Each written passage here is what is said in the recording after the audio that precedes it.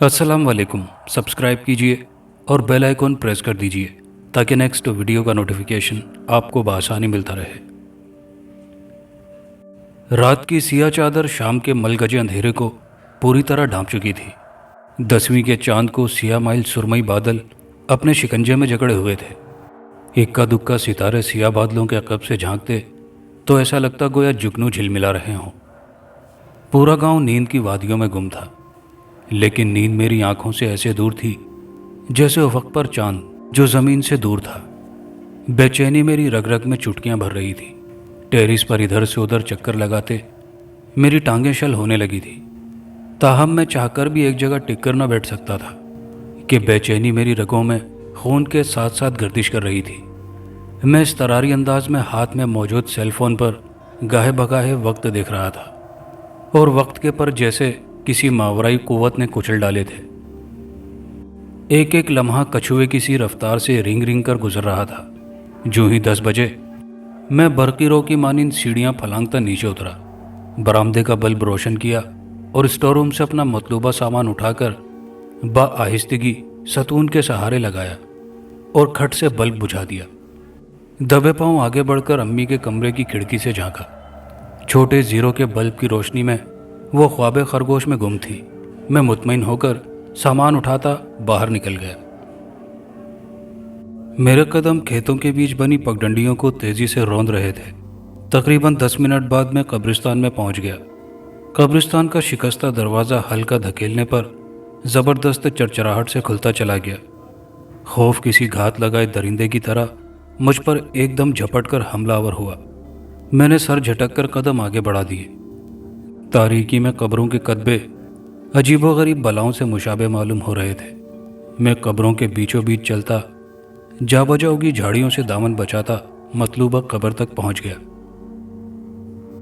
वहां पहुंचकर मेरी वही हालत हुई जो हमेशा होती थी। एक गहरी उदासी और वीरानी मेरे दिल में ही नहीं, रग रग में समा गई थी। समारा का नाजुक सरापा मेरी आंखों में नमकीन पानी भर गया। हवा के एक जोरदार झक्कड़ से माजी के किवाड़ खुल गए और मेरा जहन माजी की भूल भुलैयों में भटकने लगा।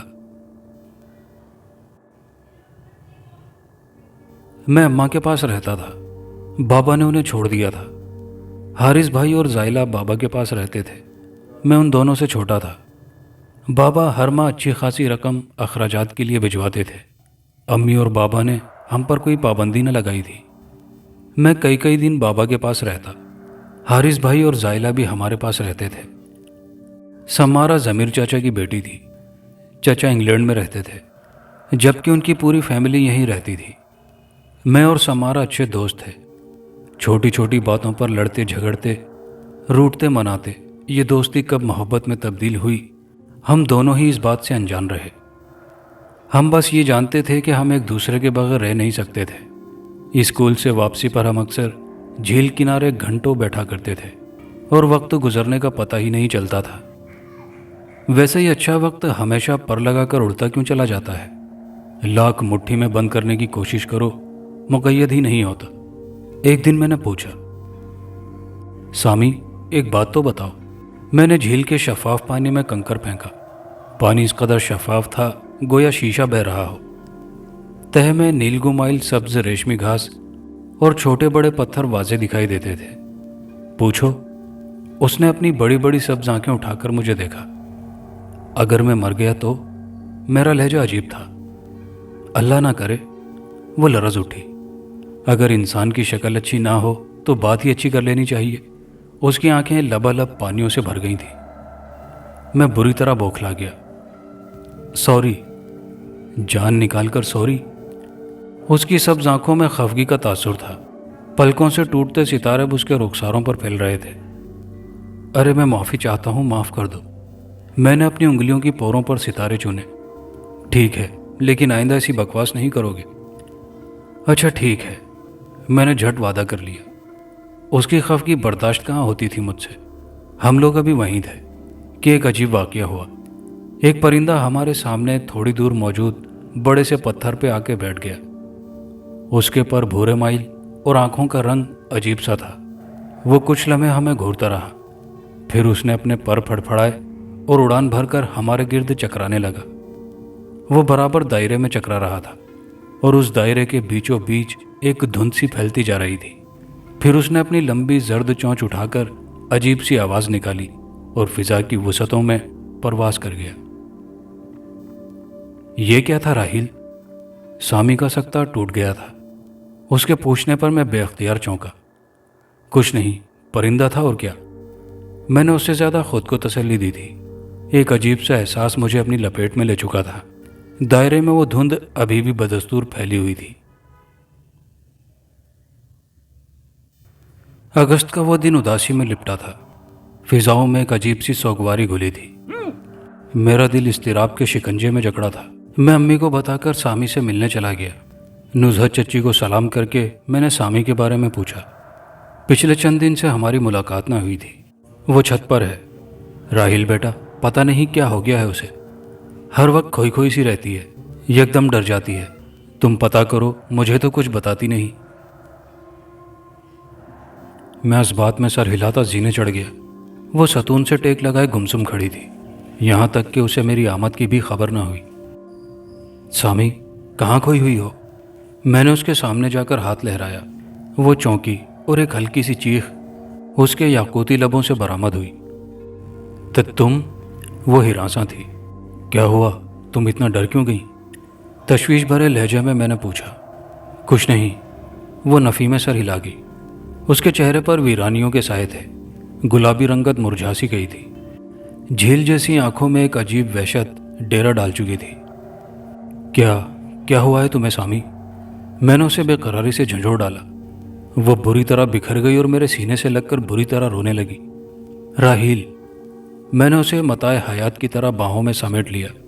ہچکیوں سے اس کا پورا وجود لرز رہا تھا۔ سامی، خدا کے لیے بتاؤ نا کیا ہوا ہے۔ وہ اپنی مٹھیوں میں میری شرٹ جکڑے بری طرح رو رہی تھی۔ سامی، اب بس بھی کرو۔ کیا جان لوگی میری؟ اس کے آنسو میری برداشت سے باہر تھے۔ کچھ نہیں ہوا ہے، وہ درشتی سے بولتی اور ایک جھٹکے سے مجھ سے الگ ہوئی۔ تم چلے جاؤ یہاں سے، میں تم سے بات نہیں کرنا چاہتی۔ مجھے نفرت ہے تم سے، سنا تم نے؟ وہ چلائی تو میں ششدر رہ گیا۔ یہ کیا کہہ رہی تھی وہ مجھ سے نفرت؟ اور سامی؟ میں بے یقینے کے حصار میں تھا۔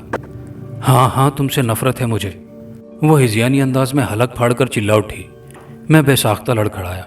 قدموں نے میرا بوجھ سہارنے سے انکار کر دیا تھا۔ لیکن کیوں؟ مجھے سانس لینے میں بے حد دشواری ہو رہی تھی۔ ایسا لگ رہا تھا کہ سانس حلق سے ٹکرا کر پھیپھڑوں میں بھرتی جا رہی ہے۔ دل پاتال کی اتھاہ گہرائیوں میں ڈوبتا چلا جا رہا تھا۔ پیروں میں عجیب سنسناہٹ ہو رہی تھی۔ وقت پر تمہیں ہر سوال کا جواب مل جائے گا، وہ رخ پھیرے کھڑی تھی۔ ابھی بتاؤ سامی۔ مجھے اپنی آواز کسی کنویں سے آتی محسوس ہو رہی تھی۔ راحیل، میں نے کہا نا تم کو معلوم ہو جائے گا، ابھی تم جاؤ۔ تمہیں میری قسم پلیز۔ اس کا نم لہجہ سرگوشی میں ڈل گیا اور میں کسی ہارے ہوئے جوارے کی مانند پلٹ آیا۔ میں جھیل کنارے بیٹھا پانی میں کنکریاں پھینک رہا تھا۔ دل بجھا بجھا سا تھا، سورج ڈوب رہا تھا جب وہ اپنی مخصوص جگہ کر بیٹھی تھی۔ میں گردن موڑ کر اسے دیکھنے لگا۔ اس کی زرد آنکھوں کی چمک ماند پڑی ہوئی تھی اور گالوں پر آنسوؤں کی لکیریں تھیں۔ میں رمیز سے شادی کر رہی ہوں، وہ لرزیدہ آواز میں بولی۔ میں نے تڑپ کر اسے دیکھا۔ وہ جھیل کی تہہ میں نگاہ جمائے ہوئی تھی۔ میرا دایاں ہاتھ پوری قوت سے اس کے گال پر پڑا۔ پھر کہو، کس سے شادی کر رہی ہو؟ میرے دھیمے لہجے میں اژدہی کی سی پھنکار تھی۔ رمیز سے، اس کی آواز میں کپ کپاہٹ تھی۔ رمیز سے؟ میں سناٹوں کی زد میں تھا۔ سر پر آسمان نہ رہا تھا، قدموں تلے زمین۔ مجھ سے وجہ مت پوچھنا، وہ سر جھکا کر بولی۔ تمہاری کوئی بھی وضاحت میرے وجود کے ریزے نہیں سمیٹ سکتی، کبھی نہیں۔ مجھے اپنی آواز بے حد اجنبی لگ رہی تھی۔ مجھے پوری دنیا حتیٰ کہ اپنا وجود تک اجنبی لگ رہا تھا۔ سامی، تم میرے ساتھ جو مرضی کر لو، میری جان لے لو، مگر میرے ساتھ ایسا مت کرو، خدا کے لیے ایسا مت کرو۔ میں اپنی جگہ سے اٹھ کر اس کے قدموں میں بیٹھ گیا۔ میرا دل پھٹ رہا تھا۔ تم مجھ سے محبت کرتے ہو راحیل؟ اس نے عجیب سے انداز میں پوچھا۔ تمہیں ابھی تک یہ بھی پتہ نہیں چلا کہ میں تم سے محبت کرتا ہوں یا نہیں؟ میں تلخی سے ہنسا۔ مجھے خوش دیکھنا چاہتے ہو؟ میرا سر اس بات میں ہل گیا۔ تو پھر میری خوشی اسی میں ہے، وہ سپاٹ انداز میں کہہ کر چلی گئی۔ ہاں وہ چلی گئی۔ شام میں گھلتی گاڑی رات کی تاریکیاں میری آنکھوں میں آ بسی۔ دل کو کوئی پیروں تلے روند رہا تھا۔ شہرک پہ بے پناہ دباؤ تھا جو بڑھتا چلا جا رہا تھا۔ اس کی شادی 9 ستمبر کو طے پائی تھی۔ اگست کے آخری دن تھے۔ اضطراب میری رگوں میں خون کے ساتھ ساتھ گردش کر رہا تھا۔ بے چینیاں رگ رگ میں سمائی تھی اور دل ہر وقت تڑپ کے شکنجے میں جکڑا ہوا تھا۔ جو اس کی شادی کے دن قریب آ رہے تھے، میرے اضطراب میں اضافہ ہوتا جا رہا تھا۔ وہ کسی اور کی ہو جائے گی، اس کے نام کے ساتھ کسی اور کا نام جڑ جائے گا، وہ سر سے پاؤں تک کسی اور کی ملکیت ہوگی۔ وہ اسے دیکھے گا، چھوئے گا، پیار کرے گا۔ میری جان پل پل نکل رہی تھی، میں لمحہ لمحہ مر رہا تھا۔ لوگ کہتے ہیں کہ محبوب کی خوشی ہماری خوشی ہے، وہ کسی اور کا ہو تو کیا ہوا، مگر میرے لیے یہ آسان نہیں تھا۔ بہت کٹھن، بے حد جان لیوا تھا۔ بھلے اس میں اس کی خوشی تھی، مگر میرے لیے یہ بے حد جان لیوا تھا، اسے کسی کے ساتھ سوچنا بھی۔ میں پل پل کی اذیت کی سولی پر لٹک رہا تھا۔ بالآخر 7 ستمبر کا دن آن پہنچا۔ اس دن اس کی مائیوں کی رسم تھی۔ میں نے سر شام ہی گولیاں پھانک لیں، مگر نیند تو ہمیشہ کے لیے محبت کے عوض گروی رکھی جا چکی تھی۔ چند منٹ کے لیے نیند کا جھونکا آتا تو جھٹ آنکھ کھل جاتی۔ اس کی باتیں، اس کے وعدے، میرے بغیر نہ رہنے کے دعوے یاد آتے اور دل اذیت سے تڑپ جاتا۔ لوگ محبت کے نام پر کسی کے جذبات سے کیوں کھیلتے ہیں؟ محض اپنا وقت رنگین بنانے کے لیے، کسی کو سزا کے لیے کرب و اذیت کی بھٹی میں جھونک دینا کہاں کا انصاف ہے؟ صرف وقت گزارنے کے لیے کسی کے دل کو ہمیشہ کے لیے ہجر کی آگ میں سلگانا کہاں کا قانون ہے؟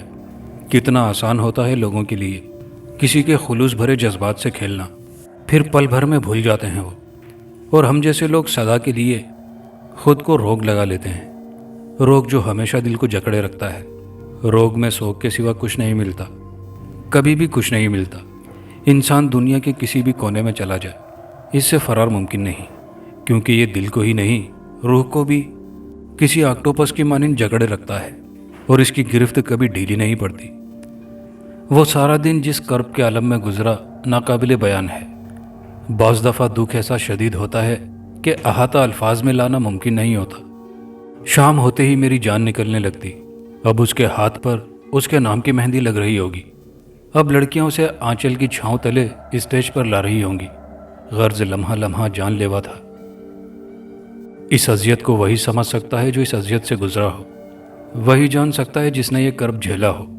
میں تڑپ کر اللہ سے دعا کر رہا تھا کہ یا تو میرا دل بے حس کر دے، پتھر کر دے، یا پھر مجھے موت دے دے۔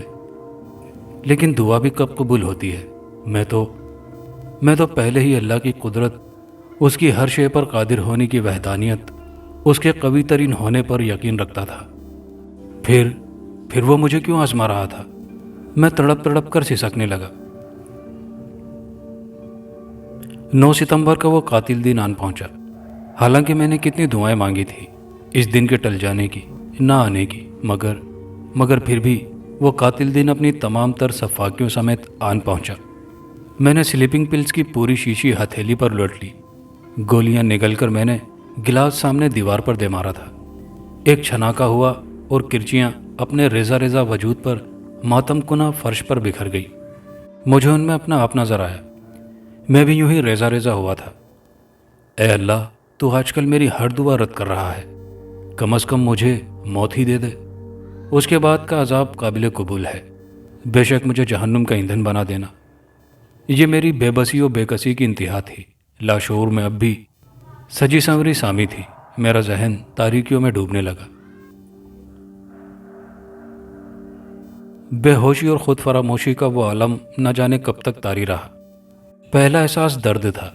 سر پہ گویا کسی نے پہاڑ رکھ چھوڑا ہو۔ میں نے اپنے بوجھل پپوٹے بمشکل وا کیے اور خالی نظروں سے چھت کو دیکھنے لگا۔ بعد میں پتہ چلا کہ وہ اسپتال کی چھت تھی۔ موت نے بھی مجھے ٹھکرا دیا تھا۔ خدا نے مجھے موت بھی نہیں دی تھی۔ تقدیر لبوں پر فاتحانہ مسکراہٹ سجائے مجھے ہرا کر میری بے بسی پر مسکرا رہی تھی، میری بے بسی کا مذاق اڑا رہی تھی۔ میرا دل بے اختیار چاہا کہ اس کے لبوں پر کھیلتی مسکراہٹ نوچ لوں، ٹھیک اسی طرح جس طرح اس نے میرے لبوں سے مسکراہٹ چھینی تھی، مگر میں بے بس تھا، اور یہ بے بسی کس قدر بے بس، بے اختیار اور لاچار لفظ ہے، کاش میں لفظوں میں بیان کر سکتا۔ اس دن میں نے خود سے ایک عہد کیا، خدا سے کبھی کچھ نہ مانگنے کا عہد، قسمت کو ہرانے کا عہد۔ خدا نے میری کوئی دعا قبول نہیں کی تھی، مجھے بے سہارا چھوڑ دیا تھا، اور مجھے بھی اب اس سے کچھ نہیں مانگنا تھا۔ اور قسمت جس نے میری سب سے بڑی خوشی، میری محبت چھین لی تھی، تو اب مجھے قسمت کو ہرا کر اپنی محبت حاصل کرنی تھی، کبھی ہار نہیں مانی تھی۔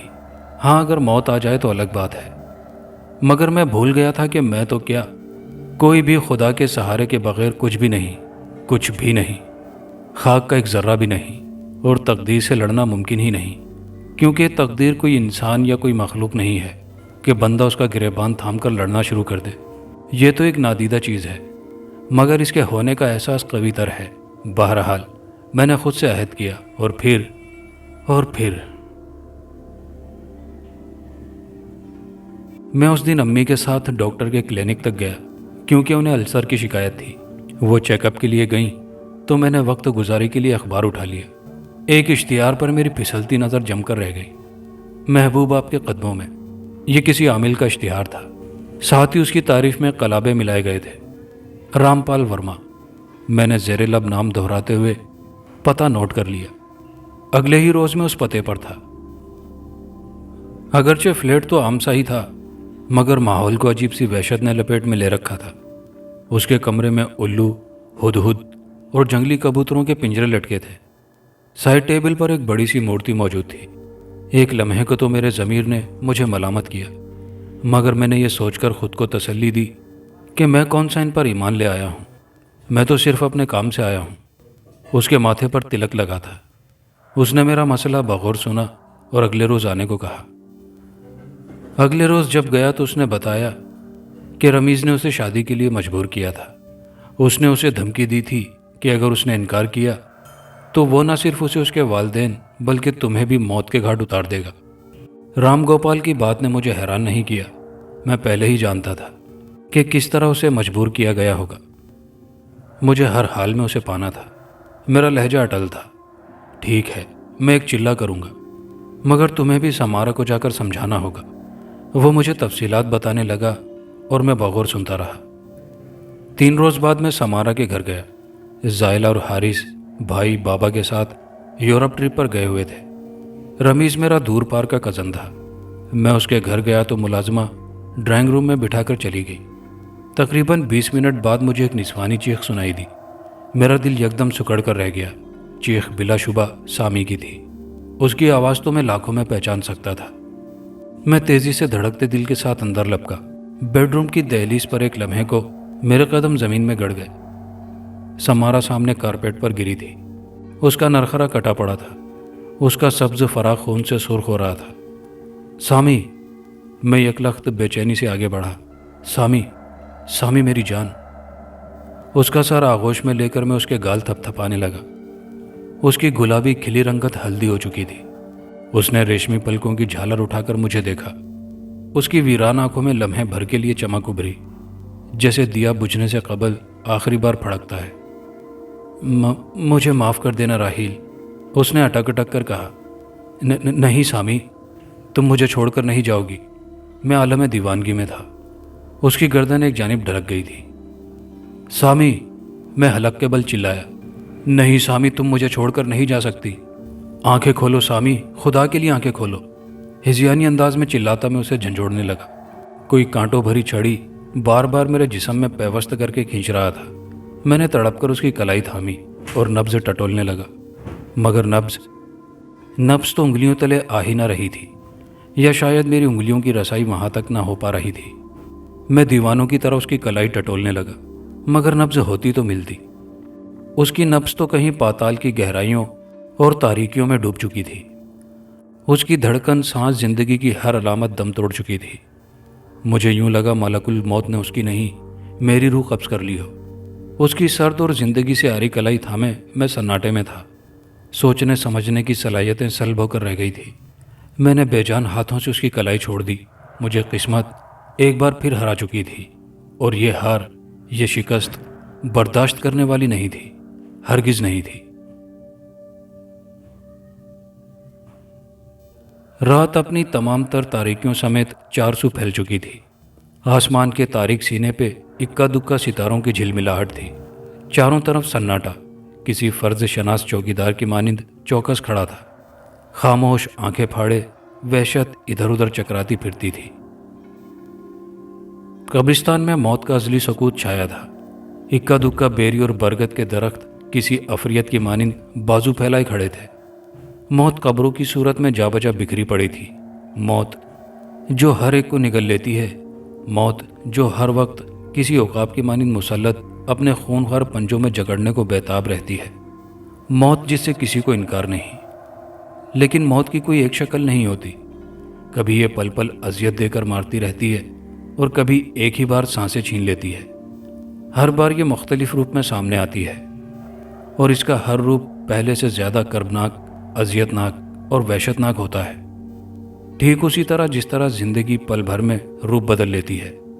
لیکن زندگی جو موت سے بھی سخت ترین ہے، زندگی جو پل پل مارتی رہتی ہے، لمحہ لمحہ جان نکالتی رہتی ہے۔ اچانک ایک کھٹکا سا ہوا، ماحول پر طاری سکوت اس سنگریز سے ٹوٹ گیا۔ میں جو سامی کی قبر کے پاس گھٹنوں کے گرد بازو لپیٹے بیٹھا تھا، گردن ترچھی کر کے دیکھنے لگا۔ سمارا کو رمیز نے مارا تھا اور خود کہیں روپوش تھا۔ وہ کوئی ہیولا تھا، اس کا سیاہ لبادہ گھٹنوں کو چھوتا تھا۔ وہ قبروں کی صورت بکھری پڑی موت سے بچ بچ کر گزر رہا تھا۔ اس کے پیروں تلے آتی یہ خشک پتوں کی چرچراہٹ خاموشی کے سنگریزوں کو توڑ رہی تھی۔ وہ عین میرے پاس آ کر رک گیا۔ میں اسے بے تاثر نظروں سے دیکھتا رہا۔ میرے پاس اب کوئی تاثر نہیں رہا تھا سوائے ایک تاثر کے۔ میری زندگی کے ہر تاثر، ہر جذبے کو موت نے نگل لیا تھا۔ اب میرے پاس صرف ایک ہی تاثر بچا تھا، موت کا تاثر، تا حد نگاہ موت کا تاثر۔ راہیل! رام گوپال کی پاٹدار آواز اس وقت دھیمی تھی۔ میں نے اسے دیکھنے پہ اکتفا کیا۔ یہاں کیوں بیٹھے ہو؟ وہ میرے پاس بیٹھ گیا۔ میں نے چپ چاپ سر جھکا لیا۔ میرے پاس کہنے کو کچھ نہیں تھا، بلکہ میرے پاس کچھ بھی نہیں تھا، صرف بے بسی تھی جو ہر وقت، جو چاروں جانب رقصاں تھی۔ اگر تم چاہو تو سمارا اب بھی تمہیں مل سکتی ہے۔ اس کی اس بات پہ میں نے ایک جھٹکے سے سر اٹھایا۔ اب میرا لہجہ سپاٹ تھا۔ اس نے اس بات میں سر ہلایا۔ مرے ہوئے لوگ واپس نہیں آتے۔ میں نے سر جھٹکا۔ تو گویا ہم جو چلے اور جاپ کرتے ہیں وہ گویا یوں ہی ہے۔ وہ قدرے توقف سے بولا۔ سمارا زندہ نہیں ہو سکتی مگر کسی اور کی روح، اور مجھے بس سمارا کی لاش اس کے حوالے کرنی تھی، باقی وہ بعد میں بتاتا۔ میں اس وقت بے حسی کی انتہاؤں پر تھا۔ میں نے فوراً حامی بھر لی۔ وہ مجھ سے بغل گیر ہو گیا۔ میں خوش تھا کہ تقدیر کو شکست فاس سے دوچار کروں گا۔ میں سامی کی قبر کے پاس موجود تھا۔ میں نے آنکھوں میں آئی نمی ہتھیلی کی پشت سے صاف کی اور بیلچہ وغیرہ سنبھال لیا۔ میری چھٹی حص، میرا وجدان مسلسل کوئی سگنل دے رہا تھا۔ میرے اندر کوئی مجھے چیخ چیخ کر منع کر رہا تھا، یہ سب کرنے سے روک رہا تھا۔ قبرستان میں خاموشی نے تسلط جما رکھا تھا۔ بادل بدستور چاند کو دبوچے ہوئے تھے۔ اندھیرا کسی نابینا عقاب کی مانند میرے ارد گرد چکرا رہا تھا۔ اچانک آسمان کے مغربی کونے پر بجلی کی دیوی نے جھلک دکھلائی۔ لمحے بھر کے لیے قرب و جوار روز روشن کی مانند آیا ہوئے، بیری اور برگد کے پتے چمکے۔ ہولے ہولے سرسراتی ہوا تیزی سے چکرانے لگی۔ میں نے کدال اٹھا لی۔ میں نے کدال فضا میں بلند کی ہی تھی کہ چاروں جانب سے آسمانی بجلیاں فضاؤں کا سینہ چیرتی میری جانب لپکی، مگر کسی انجانے خوف کے زیر اثر واپس انہی بلندیوں میں پرواز کر گئیں جدھر سے ظاہر ہوئی تھی۔ پوری زمین لرز اٹھی۔ کدال سیدھا قبر پر پڑا۔ نرم مٹی ادھر ادھر بکھر گئی۔ دوسری ضرب پر ہوا مزید تیز تر ہو گئی اور وحشیانہ انداز میں چنگھاڑنے لگی۔ میں بدستور کام میں لگا رہا۔ بجلیاں رہ رہ کر کڑک رہی تھی، مجھے منع کر رہی تھی، مگر میں موسم اور ماحول کی غضبناکیوں سے بے نیاز کھدائی میں مگن تھا۔ بادل اپنی پرہیبت اور پرجلال آواز میں غالباً وارننگ دے رہے تھے، مگر مجھ پر کسی چیز کا اثر نہ ہوا، اور مجھ پر اب کسی چیز کا اثر ہونے والا بھی نہیں تھا۔ خبردار کرنے کے بعد بادلوں نے شاید حملے کی سوچی تھی، جو ہلکی ہلکی بارش شروع ہو گئی۔ ساری مٹی ہٹانے کے بعد میں پنجوں کے بل بیٹھ گیا۔ ہوائیں مسلسل چنگھاڑتے ہوئے چکریاں کھاتی پھر رہی تھی۔ بیری اور برگد کے درخت इधर उधर डोलते हवा से अपनी सलामती के ख्वाहां थे। बादल गरजे, गड़गड़ाहट के देवता ने फिजा को लरजा दिया था। मैंने ताबूत का ढक्कन हटाया तो बिजली गोया करंट खाकर तड़पी थी। सामी का चांद सा चेहरा कफन के हाले में दमक रहा था। मैंने झुककर हाथ बढ़ाए। बादलों की गड़गड़ाहट में मजीद शिद्दत आ गई। हवाएं बेबसी से वहशियाना अंदाज में इधर उधर सर पटकने लगी। बिजली करबो अजियत से बल खाकर तड़पने लगी। मैंने सामी को मताए हयात की तरह बाहों में समेट लिया। उसे एहतियात से ज़मीन पर लिटाकर मैंने जैसे तैसे कब्र को बंद करके भुरभुरी मिट्टी उस पर ढेर की और हाथ झाड़े। हवा की सरसराहटों से उसका कफन फड़फड़ा रहा था। जब तक मैं उसे बाहों में भरे कब्रिस्तान के गेट तक पहुंचा, बारिश का जोर टूट चुका था। चिंगाड़ती हवाएं दम साध चुकी थी और माहौल पर सुकूते मर्ग तारी था, अजली सुकूते मर्ग। मेरे सेल फोन पर रिंग हुई। स्क्रीन पर राम गोपाल का नाम जगमगा रहा था। मैं रात ही में सामी का बेजान वजूद उसके हवाले कर आया था। हाँ राहील, ऐसा करो आज से ही काम शुरू कर दो। उसने मुझे बताया था कि मुझे चंद और मुर्दे उसको लाकर देने होंगे। मैंने इस बात में जवाब देकर सेल ऑफ कर दिया। सनसनी की एक ज़बरदस्त लहर मेरी रीढ़ की हड्डी में सरायत कर गई। हवा साकिन थी। फिजा पर दम घोंटती सी कैफियत मुसल्लत थी। कब्रिस्तान में कदम धरते ही एक अजीब नाकाबिल फ़हम एहसास ने मेरे गिर्द हिसार खींच लिया। कब्रिस्तान में दिन में ही मुंतखब कर गया था। वहाँ पहुँचकर अभी मैंने कुदाल रखी ही थी कि फ़िज़ा में मशहूर कुन सी खुशबू फैल गई। अकब में एक ज़बरदस्त सरसराहट ने मुझे पलट कर देखने पर मजबूर कर दिया और पलटते ही मैं सन्नाटे में रह गया। वो सामी थी। हाँ, बिलाशुबा वो सामी ही थी। उसने सफ़ेद लिबास पहन रखा था और उसके दराज बाल पुश्त पर लहरा रहे थे। तो तुम? मेरे लबों में सरगोशी सरसराई। राहील, ये तुम किस राह पर चल निकले हो? उसकी आवाज़ गोया मीलों के फासले से आती हुई महसूस हुई। मैं तुम्हारे बगैर नहीं रह सकता सामी। ये एतराफ़ करते मैं अंदर तक टूटा था। ये रास्ता शिर्क का है सामी, नहीं रह सकता मैं तुम्हारे बगैर। ये शिर्क नहीं। बोलते बोलते मेरा लहजा बर्फ हो गया था। मगर राहील, कुछ मत कहना सामी, खुदा के लिए कुछ मत कहना। उसके आगे हाथ जोड़ता मैं बुरी तरह बिखरा था। उसके चेहरे पर मलाल व खफगी के आसार उभरे और वो एकदम गायब हो गई। मैं साकित खड़ा रहा। कब्रिस्तान खामोशी के आंचल में लिपटा था। मैंने एक तवील सांस ली और कब्र खोदने लगा। कब्र खुलते ही शदीद तरीन नागवार बू का एक भपका बाहर आया और मुझे बेख्तियार उपकाइयाँ लेने पर मजबूर कर दिया। उसके साथ ही मुझे खांसी का दौरा पड़ गया। मैं बेसाख्ता कई कदम पीछे हट गया। खिजालत एतदाल पे आई तो मैं फिर कब्र के करीब आ गया। मुर्दा निकालना बहुत दिल गुर्दे का काम था, ताहम सामी के तसव्वुर ने यह काम करवा लिया। कब्रिस्तान से कुछ फासले पर राम गोपाल का एक आदमी गाड़ी लिए इंतज़ार कर रहा था। मैंने मुर्दा उसके हवाले किया और घर की राह ली। मुझे यकीन था कि अब मैं तकदीर को हरा दूंगा। मैं हिज़यानी अंदाज में हंसा और उसी पल शायद तकदीर मेरी बेखबरी और हद दर्जा खुशफहमी पर हंसी थी। मैं एक तवील सहरा में भाग रहा था। आसमान पर सूरज आग की मानिंद दहक रहा था और कदमों के नीचे ज़मीन, वो ज़मीन नहीं बल्कि रेत, ऐसी रेत जो कि अंगारों की मानिंद दहक रही थी। मेरे जिस्म के रोम रोम से पसीना पानी की तरह बह रहा था। गर्मी में बेपनाह शिद्दत और मुसलसल बेतहाशा भाग रहा था। मेरी सांस धुकने की मानिंद चल रही थी। सीना यूं फूल पिचक रहा था गोया अभी एक ज़ोरदार धमाके से फटकर टुकड़ों में तब्दील हो जाएगा। बिल आखिर मेरी हिम्मत जवाब दे गई। मैं सुलगती रेत पर मुंह के बल गिरा। तकदीर जब गिराने के दर पे हो तो गिरने के लिए किसी ठोकर की ज़रूरत नहीं रहती।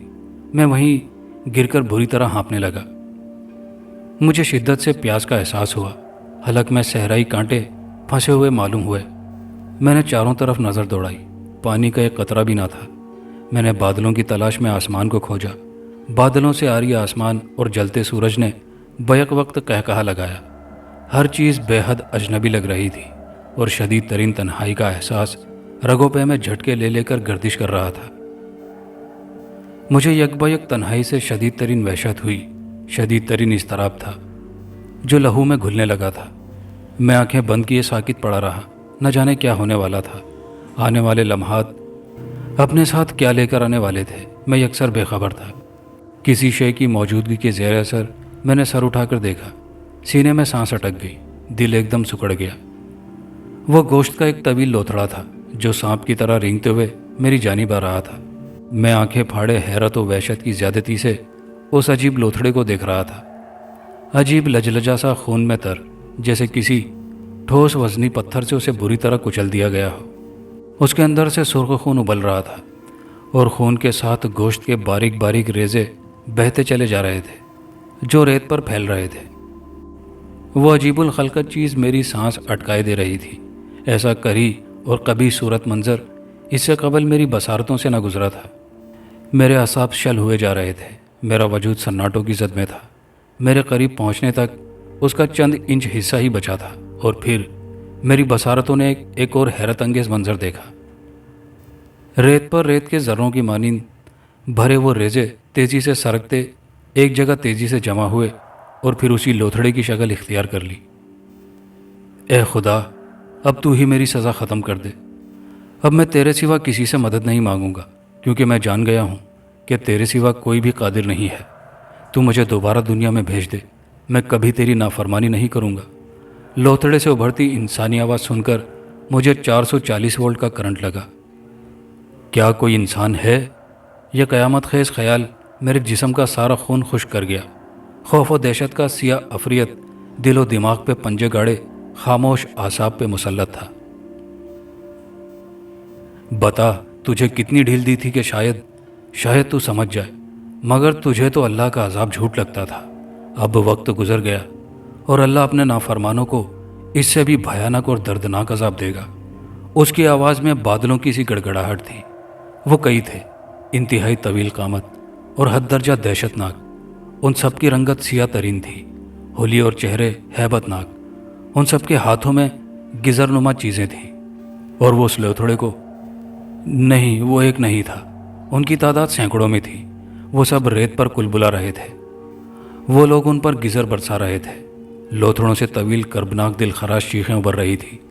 گزر کے شدید ترین ضرب سے لوتھڑے ہزاروں ٹکڑوں میں تبدیل ہو جاتے اور دھرتی لرز اٹھتی۔ لوتھڑوں سے ابھرتی دیوانگی آمیز اذیت ناک چیخوں سے فضا دہل دہل جاتی۔ ان کے بکھرے ریزے آن واحد میں پھر یکجا ہو جاتے اور اگلے ہی لمحے گزر کی شدید ترین کربناک ضرب پھر سے انہیں ریزہ ریزہ کر دیتی۔ ایک ناقابل بیان وحشت نے ماحول کو اپنی لپیٹ میں لے رکھا تھا۔ میرے جسم کے زندان میں مقید میری اپنی روح پھڑ پھڑانے لگی اور اس پھڑپھڑاہٹ نے میرے ذہن سے ہر نقش کو کھرچ ڈالا۔ وہ منظر اس قدر دہشت ناک تھا کہ الفاظ کی گرفت میں ہی نہیں آ سکتا۔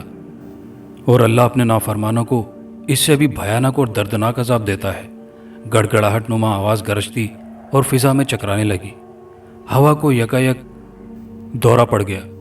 وہ سیٹیاں بجاتی عالم وحشت میں ادھر ادھر سر پٹکنے لگی۔ ریت اڑ اڑ کر مجھ پر برسنے لگی۔ بپھری ہوا وحشیانہ انداز میں ریت کی جھولیاں بھر بھر کر ادھر ادھر اونڈیل رہی تھی۔ اس کی سیٹی نما شائیں شائیں سماعتوں پہ ہتھوڑے کی مانند برس رہی تھی۔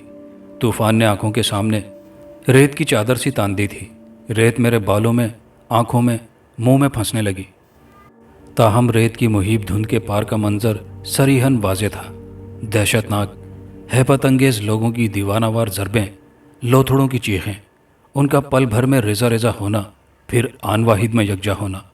از سر نو وہی کربناک ضربیں، وہی دیوانگی بھری اذیتناک ہذیانی چیخیں، ان کا ریت کی مانند بکھرنا، یکجا ہونا، شدید ترین ضرب، دیوانگی آمیز چیخوں کا تسلسل۔ اور اللہ اپنے نافرمانوں کو اس سے بھی بھیانک اور دردناک عذاب دے گا۔ گرجتی آوازیں۔ میں بری طرح کرنٹ کھا کر اٹھ بیٹھا۔ میں بری طرح ہانپ رہا تھا۔ دل حلق میں آن پھنسا تھا اور شیرک پھڑک رہی تھی۔ ذہن میں جھکڑ چل رہے تھے اور رگوں میں دوڑتا خون جھٹکے لے کر گردش کر رہا تھا۔ توبہ! یہ خواب تھا؟ ان گرز برداروں کی ہیبت ناک صورتیں میرے ذہن میں نقش ہو کر رہ گئی تھی۔ ان کی وحشت ناک ضربیں، زمین کی لرزش، لوتھڑوں کی چیخیں۔ اوف اللہ! میں تھرا اٹھا۔ میرا پورا وجود پسینے میں تر تھا۔ میں نے اپنے نم بالوں میں ہاتھ پھیرا۔ میری حیرت سے پھٹی آنکھیں اپنے ہاتھ پہ جمی ریت پر جمی تھی۔ میں نے طائرانہ نگاہ کمرے میں دوڑائی۔ دروازہ لاک تھا، کھڑکی بھی بند تھی۔ پھر یہ ریت زیرو پاور بلب کی مدھم روشنی میں ریت کے ذرے چمک رہے تھے۔ میرا ہاتھ میکان کے انداز میں چہرے اور گردن پر پھسلنے لگا۔ میرے ذہن میں آندیاں چل رہی تھی۔ میرا پورا وجود ریت سے اٹا تھا۔ وحشیانہ ہوا سیٹیاں بجاتی کمرے کے در و دیوار سے سر ٹکراتی محسوس ہو رہی تھی۔ گرزوں کی دھمک سے در و دیوار لرزتے محسوس ہو رہے تھے۔ میری سماعتوں پہ بار بار یہ جملہ دستک دے رہا تھا، اور اللہ اپنے نافرمانوں کو اس سے بھی زیادہ اور بھیانک دردناک عذاب دیتا ہے۔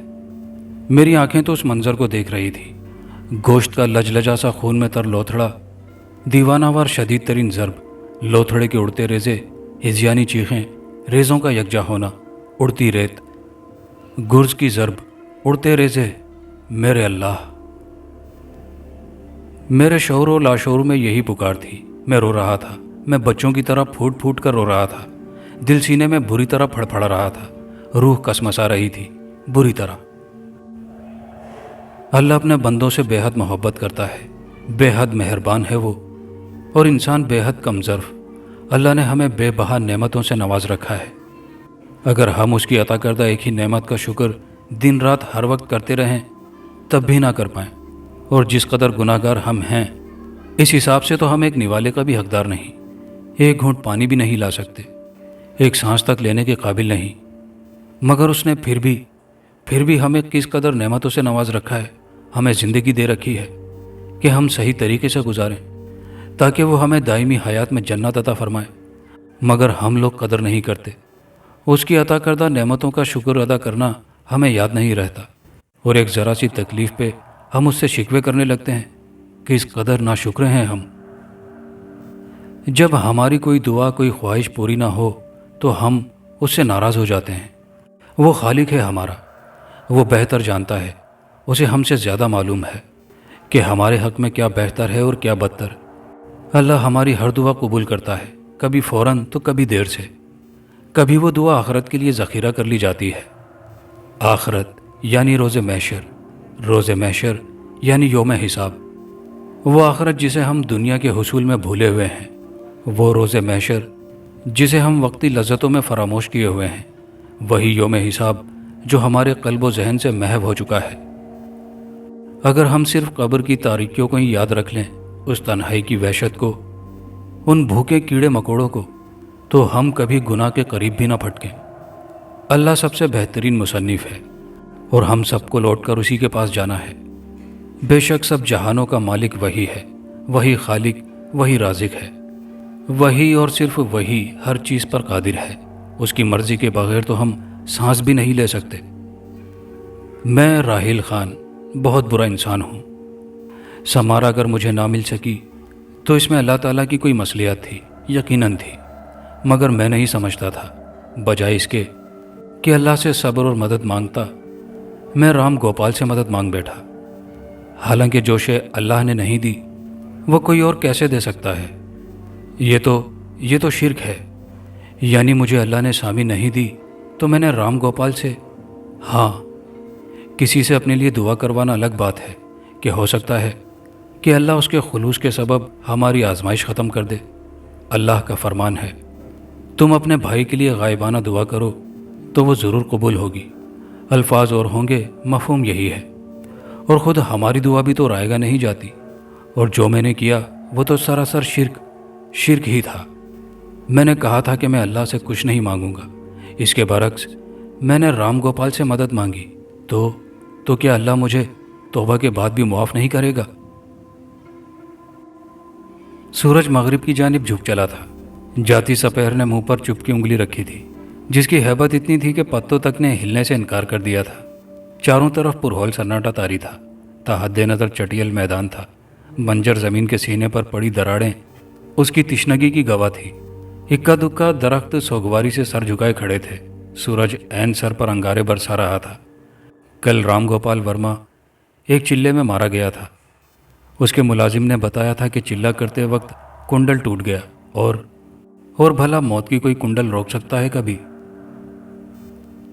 سمارا کی لاش کو میں نے رات کی گھٹا ٹوپ تاریکی میں اس کی آخری آرامگاہ تک پہنچا دیا تھا۔ جو گناہ میں کر چکا تھا اس کا کفارہ تو شاید کسی صورت ممکن نہیں۔ میں چلا تھا قسمت سے لڑنے۔ ہاں، بھلا آج تک کوئی لڑ سکا ہے قسمت سے؟ انسان قسمت کے حصار میں قید ایک بے بس پنچھی ہے۔ اس حصار میں پھڑپھڑا تو سکتا ہے مگر آزاد نہیں ہو سکتا۔ سر پٹک پٹک کر لہو لہان تو ہو سکتا ہے مگر اس حصار کو توڑ نہیں سکتا۔ انسان جو خود پہ فانی چیزوں پہ غرور کرتا ہے، کیا خبر یہ چیزیں کب تک پاس ہیں، کب تقدیر کروٹ بدلے اور سب کچھ بدل جائے۔ ہم جس کی غربت و افلاس کا مذاق اڑا رہے ہیں، کیا خبر کہ وہ کل بادشاہ ہو اور ہم اس سے بھی بدتر حال میں۔ مقدر میں بس ایک ہی خرابی ہے کہ یہ ہمارا ہو کر ہی ہمارا نہیں ہوتا۔ ہم لاکھ کوشش کر لیں اسے مٹھی میں بند نہیں کر سکتے، اسے بے وفائی سے روک نہیں سکتے، اور میں چلا تھا اسے موڑنے۔ ہاں، دعا میں بلا شبہ اتنی طاقت ہوتی ہے کہ یہ طوفان کا رخ موڑ سکتی ہے۔ اللہ تعالیٰ فرماتا ہے، تم دعا مانگو میں تمہاری دعا قبول کروں گا۔ کیا اللہ تعالیٰ کا وعدہ جھوٹا ہو سکتا ہے؟ ہرگز نہیں، ہرگز نہیں۔ اور میں شیطان کے بہکاوے میں آ کر غلط راہ پر چل نکلا۔ اللہ کس قدر مہربان ہے، اس نے مجھے ہر نعمت سے نوازا اور سمارا کے ذریعے غالباً میرا امتحان لینا چاہا۔ اللہ بے شک اپنے خاص بندوں کو ہی آزمائش میں ڈالتا ہے، اور میں اس امتحان میں بری طرح ناکام ہو گیا۔ اللہ تعالیٰ نے مصیبت کے وقت صبر کی تلقین کی۔ صبر وہی ہے جو شروع مصیبت میں کیا جائے، ورنہ رو پیٹ کر چیخ چلا کر تو ہر کوئی چپ ہو جاتا ہے۔ صبر کرنے اور صبر آ جانے میں فرق ہوتا ہے۔ صبر کرتا کوئی کوئی ہے، صبر آ سب کو جاتا ہے۔ میں نے بھی صبر نہیں کیا بلکہ اللہ تعالیٰ کی ناشکری کی، اللہ تعالیٰ سے گلے شکوے کیے، اللہ کی نافرمانی کی، اور پھر اللہ تعالیٰ نے مجھے بچا لیا، مجھے زندگی دی۔ میں نے جہنم مانگا، وہ جہنم جسے ہر کوئی پناہ مانگتا ہے، مگر اس نے پھر بھی مجھے بچا لیا۔ میں پھر بھی اس کی خاص اور بے لوث محبت کو نہیں سمجھا، گناہوں کی دلدل میں دھنستا چلا گیا، مرے ہوئے لوگوں کو بے آرام کیا، ان کی بے حرمتی کی۔ اس نے پھر بھی مجھے ڈھیل دی۔ اگر میں صبر کرتا تو ممکن ہے وہ سمارا کی شکل میں کوئی اور دے دیتا۔ حدیث قدسی ہے، اے ابن آدم، ایک میری چاہت ہے اور ایک تیری چاہت ہے، ہوگا وہی جو میری چاہت ہے۔ بس اگر تو نے سپرد کر دیا اپنے آپ کو اس کے جو میری چاہت ہے، تو وہ بھی میں تجھے دوں گا جو تیری چاہت ہے۔ اگر تو نے مخالفت کی اس کی جو میری چاہت ہے، تو میں تھکا دوں گا تجھ کو اس میں جو تیری چاہت ہے، پھر ہوگا وہی جو میری چاہت ہے۔ اور اللہ تعالیٰ کی چاہت کیا ہے؟ خود ہماری ہی بھلائی اس کی چاہت ہے۔ اس کی اطاعت و بندگی میں اس کا نہیں، خود ہمارا فائدہ ہے، ورنہ کیا اس کی عبادت کرنے والوں کی کمی ہے؟ کیا ہمارے سجدہ نہ کرنے سے اسے کیا فرق پڑتا ہے؟ اللہ تعالیٰ ہمارا بھلا چاہتا ہے، اس کی چاہت ہے کہ ہم اس کے اور اس کے محبوب حضرت محمد مصطفیٰ صلی اللہ علیہ وآلہ وسلم کے بتائے گئے سیدھے راستے پر چلیں۔ حضرت محمد صلی اللہ علیہ وسلم جو رحمت للعالمین ہیں، صرف دنیا میں ہی نہیں آخرت میں بھی رحمت ہیں، اپنی گناہگار امت کے لیے شفاعت ہیں۔ عقب میں ابھرنے والی غراہٹ نے مجھے چونکایا۔ اچانک مجھے اپنی رگوں میں لہو رکتا محسوس ہوا۔ وہ ایک چیتا تھا، اس کی قاتل آنکھیں انگاروں کی مانند دہک رہی تھی، اس کی دم تیزی سے دائیں بائیں حرکت کر رہی تھی، اس کا وزن اس کے پچھلے پاؤں پر تھا، اور اس کی یہ کیفیت اشارہ دے رہی تھی کہ وہ مجھ پر چھلانگ لگانے کا ارادہ رکھتا ہے۔ تقریباً آدھے منٹ تک میں اور درندہ آمنے سامنے رہے۔ اس کی قاتل آنکھیں صفاقی سے مجھ پر جمی تھی، اس کا جبڑا زوراور تھا اور قاتل دانتوں کی جھلک دکھائی پڑتی تھی۔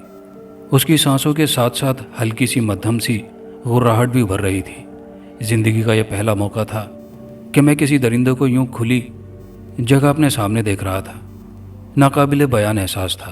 وہ 35-40 سیکنڈ 35-40 گھنٹوں پر محیط تھے، لمحے صدیوں پر محیط تھے، اور صدیاں لمحوں میں گزر گئیں۔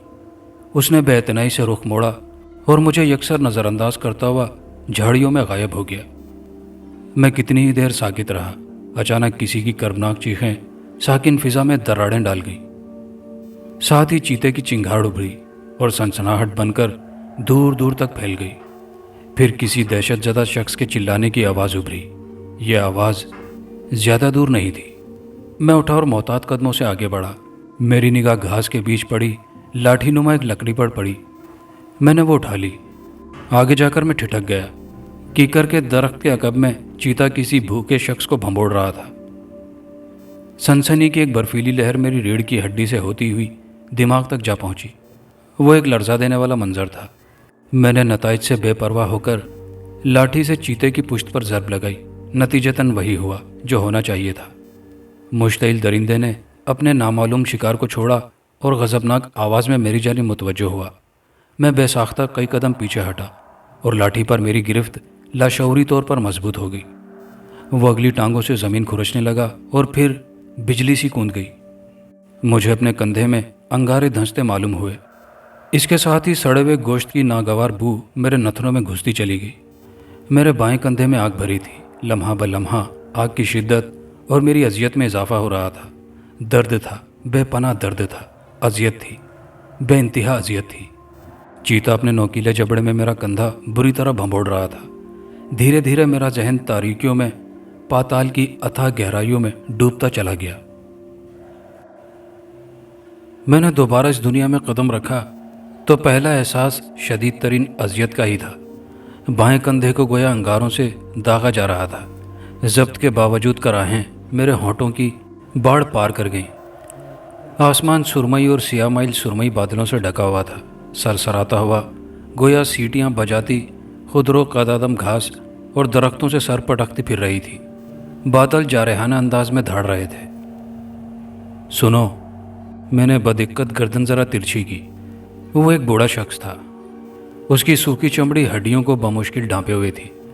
اس کے بادامی کرتے سے میں نے اندازہ لگایا کہ وہ وہی ہے جو چیتے کا شکار تھا۔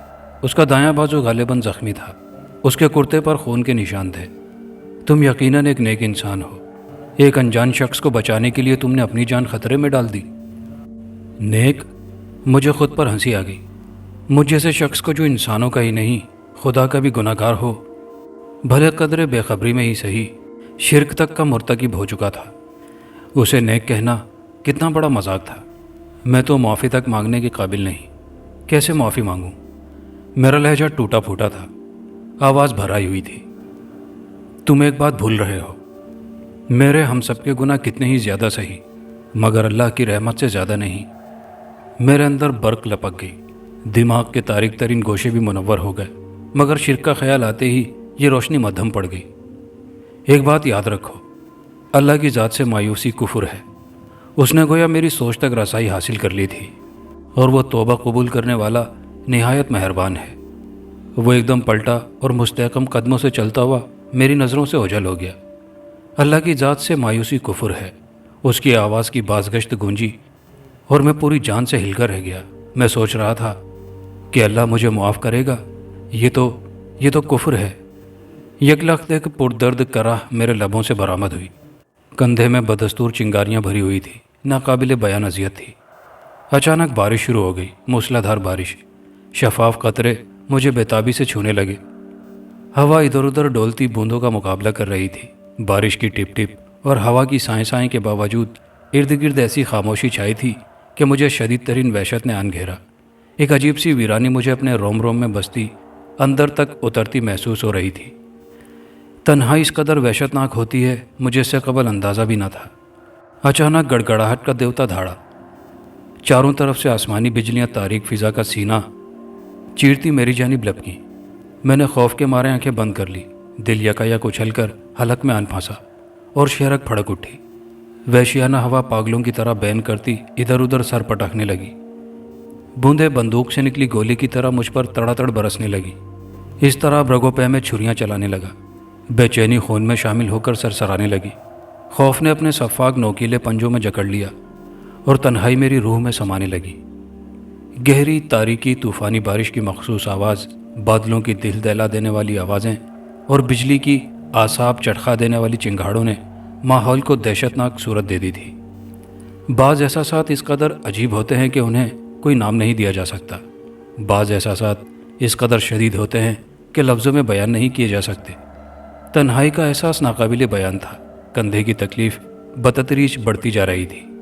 میرے جسم میں بکڑاؤ پیدا ہوتا جا رہا تھا۔ مجھے یوں لگا ناخنوں کو اکھاڑا، بالوں کو نوچا اور گوشت کو ہڈیوں سے جدا کیا جا رہا ہو۔ کوئی بار بار کانٹوں بھری جھاڑی میرے وجود میں گھونپ کر کھینچ رہا تھا۔ تو میں مر رہا ہوں اور میں اچانک وحشت میں گھر کر ہذیانی انداز میں چلانے لگا۔ اللہ کی ذات سے مایوسی کفر ہے اور وہ توبہ قبول کرنے والا ہے۔ مجھے یاد آیا کہ اللہ میری پکار ضرور سنے گا۔ یا اللہ، اللہ میں اذیت سے پکارنے لگا، یا اللہ میری توبہ قبول فرما، بے شک تو واحد ہے، تیرا کوئی شریک نہیں، تو رحمان ہے، تو رحیم ہے۔ میں بری طرح روتے ہوئے گڑ گڑانے لگا۔ یکایک مجھے خیال آیا کہ اللہ میری شیرک سے بھی نزدیک ہے، قریب تر ہے۔ تنہائی منہ چھپا گئی۔ یا اللہ، اپنے محبوب حضرت محمد صلی اللہ علیہ وسلم کے صدقے مجھے معاف فرما، میری توبہ قبول فرما۔ خوف مجھ سے لرزہ براندام ہو کر بھاگ اٹھا۔ یا اللہ، تیرے سوا کوئی سہارا نہیں، تو ہی بے سہاروں کو سب سے بہتر سہارا دینے والا ہے۔ میں بے سہارا ہوں، سہارا دے۔ وحشت ریت کی مانند بکھرنے لگی۔ اے اللہ، میرے گناہ بے شک ریت کے ذروں، پانی کے قطروں سے بھی زیادہ ہیں، مگر بے شک تیری رحمت ان پہ بھاری ہے۔ کندھے میں سلگتی چنگاریاں بجھنے لگی۔ یا اللہ، میری زبان، میرا دل و دماغ، میرے جسم کا رواں رواں، میری روح گواہی دیتی ہے کہ تیرے سوا کوئی معبود نہیں، تو واحد ہے، لا شریک ہے، اور حضرت محمد صلی اللہ علیہ وسلم تیرے برگزیدہ بندے اور آخری رسول ہیں۔ اذیت مدھم پڑھتے پڑھتے معدوم ہو گئی۔ یا اللہ، میرے گناہ معاف فرما، میرے مالک میری توبہ قبول فرما۔ مجھے گویا کسی برفیلے غار میں اتارا جا رہا تھا، حتیٰ کہ پورا جسم برف کی سیل میں ڈھلنے لگا۔ میرے ارد گرد برف ہی برف تھی، اور میرا وجود، اب میرا ذہن برفیلے سمندر میں تیرتا پھر رہا تھا۔ فلک بوس آگ، دہکتی آگ کے لپکتے شعلے آسمان کو چھو رہے تھے۔ اس آگ میں مجھے اپنے سارے گناہ دکھائی پڑتے تھے۔ عین نماز کے وقت بجائے نماز پڑھنے کے فلم دیکھنا یا دیگر کام، ماں سے بدتمیزی، اللہ سے شکوے، خودکشی، رام گوپال سے مدد مانگنا، سمہار اور دیگر مردوں کی بے حرمتی اور دیگر گناہ۔ اس آگ کی تپش اتنی دور سے بھی میرے دل و دماغ کو جھلسائے دے رہی تھی۔ رواں رواں ناقابل برداشت حد تک سلگ رہا تھا۔ میں تڑپ تڑپ کر رونے لگا، گڑ گڑانے لگا۔ اگر آج اللہ مجھ سے خفا ہو جائے، مجھے دھتکار دے تو؟ یہ سوچ کر میرا رواں رواں خوف سے لرز اٹھا۔ اگر ایسا ہو جاتا تو کون تھا جو مجھے سہارا دیتا؟ کوئی بھی نہیں، کوئی بھی تو نہیں۔ میں نے کلمہ شہادت پڑھنا چاہا، مگر افسوس کہ مجھے کلمہ شہادت یاد نہ آ رہا تھا۔ شدید ترین خوف کی ایک سرد برفیلی لہر نے میری ریڑھ کی ہڈی میں جنم لیا اور اچانک پورے وجود میں سرایت کر گئی۔ یا اللہ، بے شک تو بہت مہربان ہے، اپنے بندے سے 70 ماؤں سے بڑھ کر محبت کرتا ہے۔ بچہ جب کوئی غلطی کرتا ہے تو ماں اسے بے شک ڈانٹتی ہے، پھٹکارتی ہے، مگر جب بچہ اپنی غلطی کا احساس کر کے روتا ہے تو ماں اسے سینے سے لگا لیتی ہے۔ اور رہی سمارا، تو اے میرے اللہ، سمارا جیسی محبوب ترین ہزاروں ہستیاں ہیں، میں تیرے اور اپنے محبوب آقا حضرت محمد صلی اللہ علیہ وسلم پر قربان کر دوں اور اف تک نہ کروں۔ میں گمراہ تھا، تو ہی میرے خدا جس نے مجھے سیدھا راستہ دکھایا۔ میں اسی راستے پر چلتا تیرے در پہ آیا ہوں، مجھے معاف کر، در توبہ وا کر دے، در توبہ کھول دے۔ میں نے آنکھیں کھول دی۔ اچانک ایک بجلی سی لپکی اور بے اختیار میری زبان پر کلمہ شہادت جاری ہو گیا۔ ارے یہ کیا؟ تاریک آسمان کے ایک گوشے سے یہ نور کیسا پھوٹ رہا ہے؟ یہ تو کوئی دروازہ ہے۔ اس دروازے سے ایک ٹھنڈی اور باقاعدہ روشنی سیدھی میری جانب لپکی آ رہی تھی۔ اوہ، یہ کس قدر کیف آور ہے! میرا پورا وجود اس نور کے حالے میں بھیگ رہا تھا۔ یہ بیان کرنے کی نہیں، صرف محسوس کرنے کی بات ہے۔ اور زمین و آسمان کا گوشہ گوشہ اس نور سے روشن تھا۔ ایک مسحور کن مہک چکراتی پھر رہی تھی۔ بے شک اللہ اپنے بندوں کی پکار ضرور سنتا ہے، توبہ قبول فرماتا ہے، چاہے کوئی لب دم توبہ کرے۔ مجھے آسمان کی وسعتوں میں اللہ کے محبوب حضرت محمد صلی اللہ علیہ وسلم کے روضہ اطہر کی جھلک دکھائی دے رہی تھی۔ میرا دل شدت سے وہاں جانے کو مچل اٹھا تھا۔ میرے لب، میرے قلب و ذہن بے اختیار درود شریف کا ورد کرنے لگے۔ اب ایک نور کا مہکتا حالہ مجھے لیے محو پرواز تھا، اور میں دھیرے دھیرے روضہ اطہر کے قریب ہوتا جا رہا تھا۔ بے شک اللہ اپنے بندوں کی پکار ضرور سنتا ہے، بس ضرورت ہے تو سچے دل سے پکارنے کی۔ وہ بے حد رحیم و کریم ہے، ہماری سوچ کی حدود سے بھی کہیں زیادہ۔ اور اللہ ہمارے ساتھ کبھی کچھ برا نہیں کرتا، ہم خود اپنے ساتھ برا کرتے ہیں۔ بے شک وہ تو ہم سے 70 ماؤں سے بڑھ کر محبت کرتا ہے۔